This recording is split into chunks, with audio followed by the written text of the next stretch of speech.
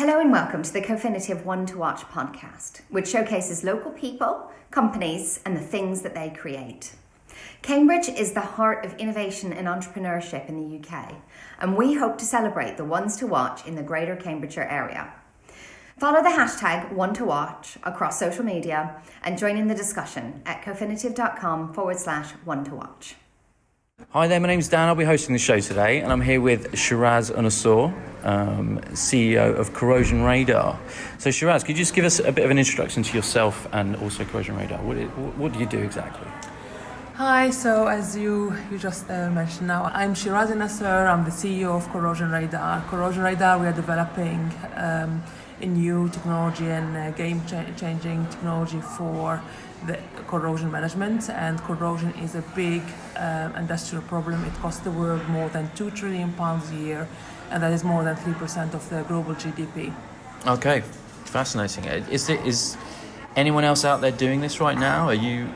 How innovative is this core offering of yours? So this is really, the whole system is based on innovation. It's very innovative. There are some techniques that has been used to detect kind of corrosions. What we are developing here is a distributed sensor network, which is first of its kind. So this is long distributed sensors that are fully integrated with the structures, and we have access remotely to the data. So the operator have access to the data, for example, in an offshore plant while they are sitting on their desks, but also not on not information about the condition of the assets today. But what we are developing, actually still under developing, is our predictive model. So also information about how this corrosion will evolve over time and how it can affect the integrity of that structural integrity of that asset. Fascinating. Okay, so you touched on it there, but can we just revisit the challenge and the damage that's being caused to these assets, and then maybe a little bit about how exactly you're solving that problem? So as I said, corrosion is a big problem for many sectors. I can name few: oil and gas, nuclear, construction, renewable. We are actually at this moment of time, because we are a small company, we are a startup, we are focusing on the oil and gas sector, which has very typical type of corrosion that it's presenting a big challenge, and this is called corrosion under insulation. So we know that the sector is using a lot of money at the moment in managing this, not in a safe or efficient way. So we are coming to solve this problem in much more smart way, making their pipelines and assets smart. So these assets will be basically, from a corrosion point of view, talking to the assets owner and telling them if there is a problem, but at an early stage. So an early stage before that problem become worse, meaning that more cost associated in fixing it, but also, and more importantly, before that problem become a catastrophic failure. Okay, and under the heading influence, I mean, in terms of the industry itself, are you leading the industry? Are you causing change within the industry? What kind of influence are you having on the industry itself? That's our aim, is to lead the industry in terms of distributed sensor network as a solution for corrosion under insulation, and we are working towards that. I mean, we've been developing the system, and actually not developing in isolation to the market or the end users. We have been developing and also implementing it at an early stage in its real environment from the beginning of the incorporation of the company, more or less. So that's our aim. We will play a big role in moving the industry from reactive corrosion management to predictive corrosion management, which at this moment of time there is no other player who is offering the same thing as we do. Fascinating. Okay, and you touched on it there again, and you know, it speaks to the viability of the product and the offering. And does the viability of what it is that you do offer, does that translate internationally? Is there any problems country to country? So we have a global market. Actually, we have at the moment systems in Europe, outside of Europe. So this is a global problem. Therefore, we have a global market. it's probably more or less the same challenge. I mean, corrosion under insulation, it is the same. Either we are talking here in the UK or somewhere in China, it is the same problem. And we have been approached by big companies from different geographical places in the world. Fantastic. Okay, and specifically the Cambridge area, is there anything that you're interested in or working on currently that is sort of integrating you into the kind of the fabric of Cambridge itself? Is there anything there?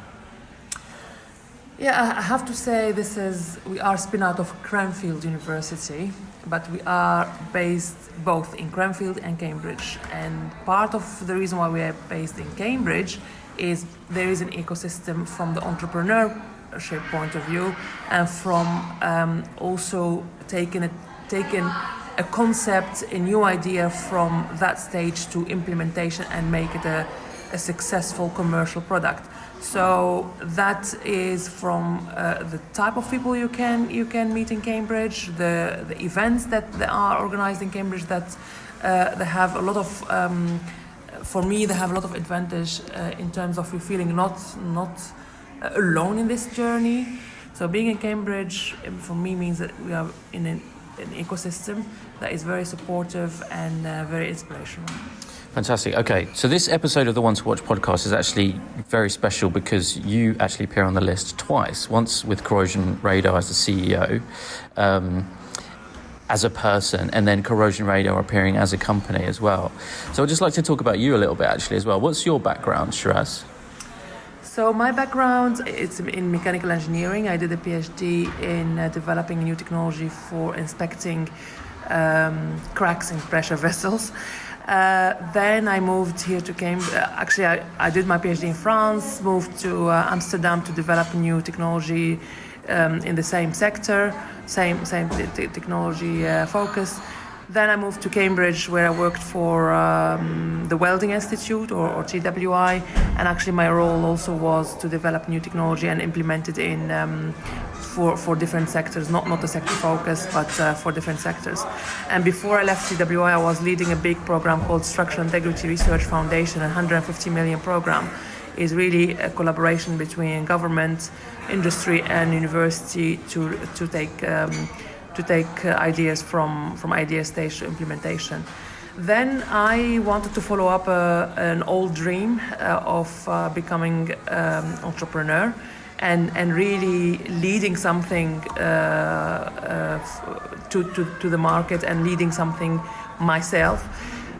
So in 2016, I decided to leave my current job. I met the team in Cranfield that they're developing this exciting technology. I knew about the market problem from my previous experience, so I know that there is a market need.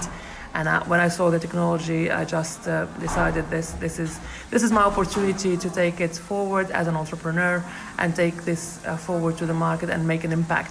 And what's been your experience so far as a woman in high level business?